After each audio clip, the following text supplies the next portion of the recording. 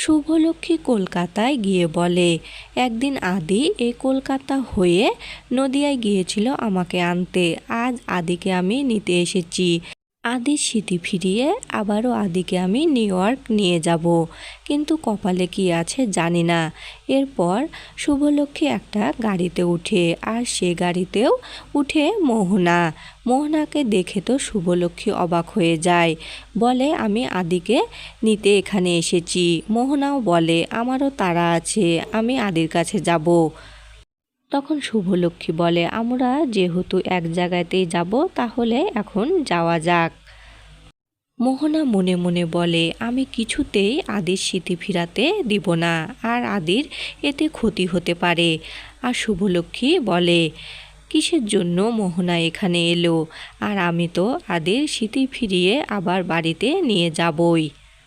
অন্যদিকে আদির স্মৃতি ফেরানোর জন্য সবাই চেষ্টা করে, আর আদি আগে যেখানে যেখানে গিয়েছিল সেখানে যাবার পরিকল্পনা করে।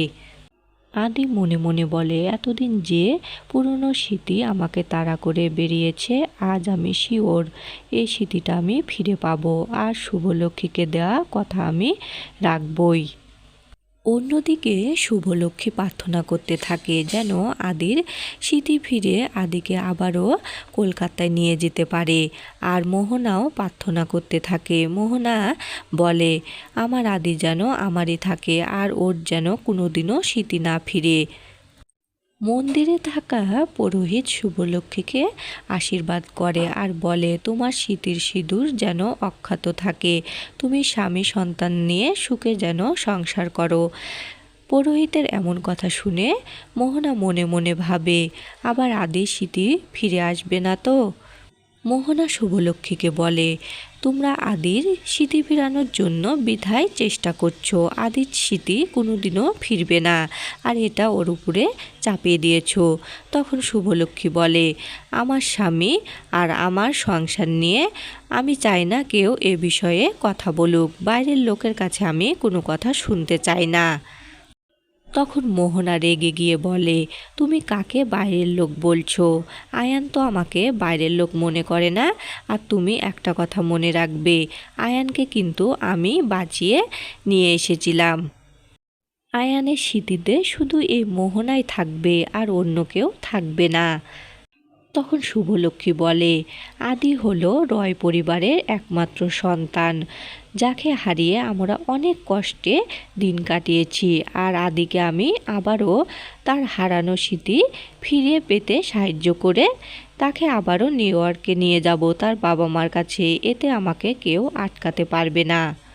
মোহনা তখন বলে, এতে হিতে বিপরীত হবে, এতে আদির ক্ষতি ছাড়া অন্য কিছু আর ফল পাওয়া যাবে না, আর যদি আদির কিছু হয় তাহলে আমি তোমাদের কাউকে ছাড়ব না।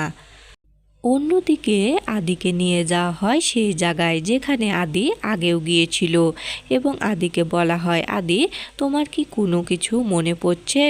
তখন আদি বলে, এখানে আমি আরও একবার এসেছিলাম, আর তখন আমাকে কে যেন একজন ফোন করেছিল। তখন আদির কাকা বলে, একটু মনে করার চেষ্টা কর। তখন আদির মনে পড়ে যায় যে সেদিন তাকে শুভলক্ষ্মী ফোন করেছিল। আর সেখানে চলে আসে মোহনা বলে, তোমরা এটা কিছুতে করতে পারো না, এতে আদির ক্ষতি হবে, আদির স্মৃতি কখনোই ফিরবে না, আদিকে তোমরা চাপ দিচ্ছ কেন? তখন আদি বলে, মোহনা তুমি চুপ করো, ওদের কোনো দোষ নেই, আমার স্মৃতি ফেরানোর জন্য ওরা আমাকে সাহায্য করছে। এরপর মোহনা সকলের সাথে ঝগড়া করতে শুরু করে, আর সেই সুযোগে আদি সেখান থেকে চলে আসে। আদি হাঁটতে হাঁটতে একটা জঙ্গলের মধ্যে চলে আসে যেখানে আগেও এসেছিল, আর শুভলক্ষ্মী প্ল্যান করে সেখানে একটা লাঠি নিয়ে দাঁড়িয়ে থাকে। লাঠিটা দেখেই আদির কিছুটা মনে পড়ে যে সে এখানে আগেও এসেছিল, আর কেউ একজন পিছন থেকে তাকে আঘাত করেছিল। আর তখনই আদির জ্ঞান হারিয়ে যায়। এটা আদির মনে পড়ে যায়, আর চোখের সামনে সবটাই স্পষ্ট দেখতে পায়। আর তখনই আদি মাথা ঘুরে আবারও সে আগের মতো পড়ে যায়। শুভলক্ষ্মী তো আদিকে ধরে নেয়, আর আদি বলে চিৎকার করলে সেখানে বাকি সবাই চলে আসে। তো বন্ধুরা, শুভলক্ষ্মীর এই পরিকল্পনায় শুভলক্ষ্মী কি সফল হবে? আদির আবার স্মৃতি ফিরে আসবে, নাকি আদি আবারও স্মৃতি হারিয়ে ফেলবে? তা অবশ্যই কমেন্টে জানিয়ে দিবেন।